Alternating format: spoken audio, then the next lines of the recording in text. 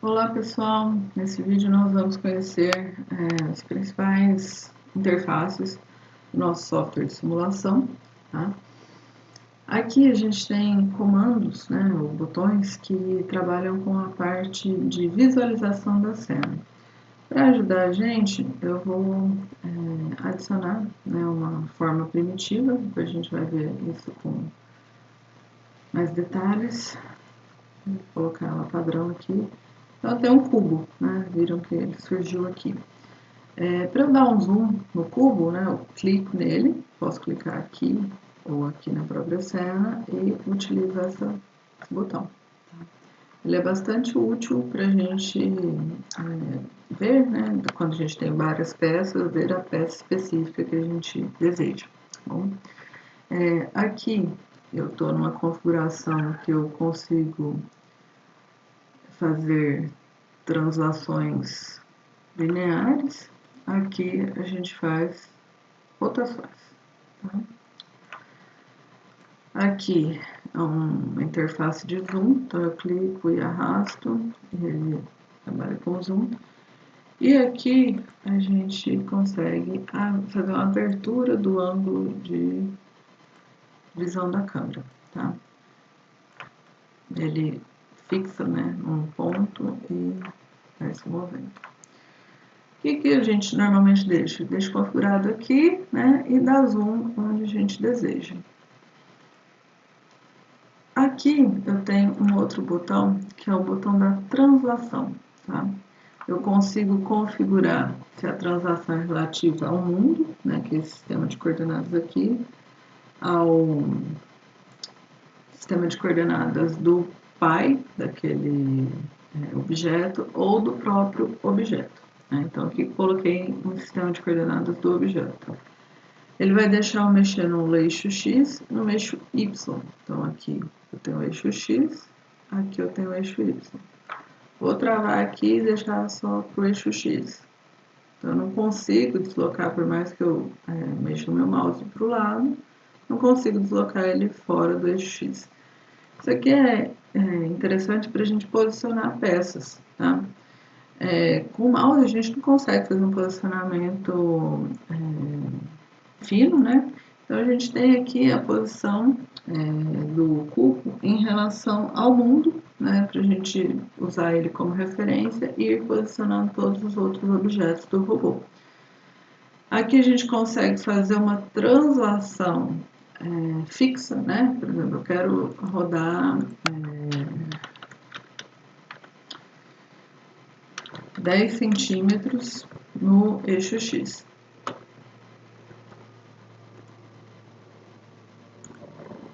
Eu consigo translacionar ele de 10 em 10 centímetros. Tá? E a escala, a gente consegue mudar a escala em relação a cada um dos eixos. Tá bom? De forma análoga, a gente tem esse outro botão aqui que trata das rotações, né? Então, eu consigo rodar ele, por exemplo, em torno do eixo Z, que é esse eixo azulzinho que está saindo aqui, né? Consegui girar o meu cubo. Quero rodar ele em relação a X. X é o vermelhinho.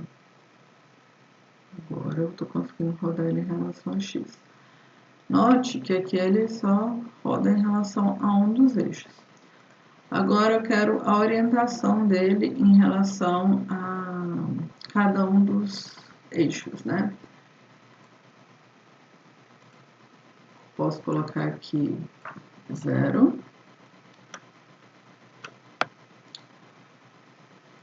Aqui 0.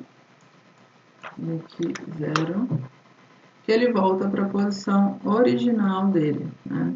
Com a mesma orientação do cubo, tá? A mesma orientação do sistema de coordenadas global. E aqui, assim como na translação, a gente consegue colocar em graus a rotação que a gente quer. Por exemplo, eu quero uma rotação de 45 graus no eixo X.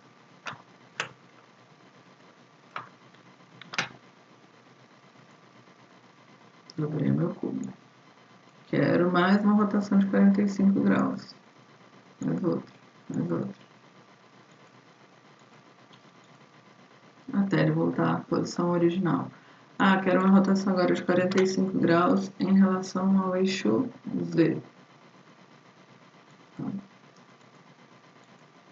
Ah, professor, por que ele está fazendo um círculo aqui? Vamos dar uma olhada aqui de uma outra forma. Aqui nesse botão a gente consegue ver algumas vistas, né, do nosso cubo. Eu particularmente gosto muito dessa vista aqui, né, porque ela dá essa noção pra gente de como ele está em vários planos, né. Estou fazendo a rotação aqui, né.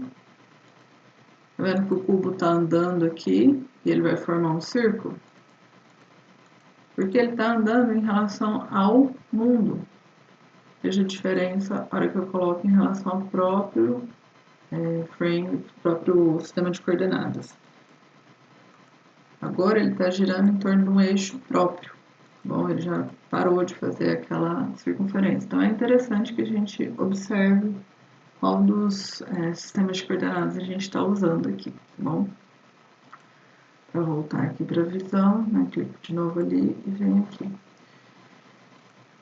Aqui a gente tem um painel que parametriza, né, algumas coisas da simulação. Se a gente clicar aqui no cubo, a gente consegue ver as propriedades desse objeto, né, da forma, né, fala aqui sobre textura, cores, né.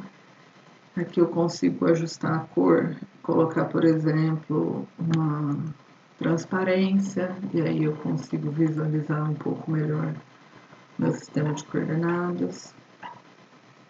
Aqui eu consigo ver o Y está para lá, né, o X está para cá. Posso mudar, né, a cor do meu cubo. Posso colocar ele, por exemplo, vermelho.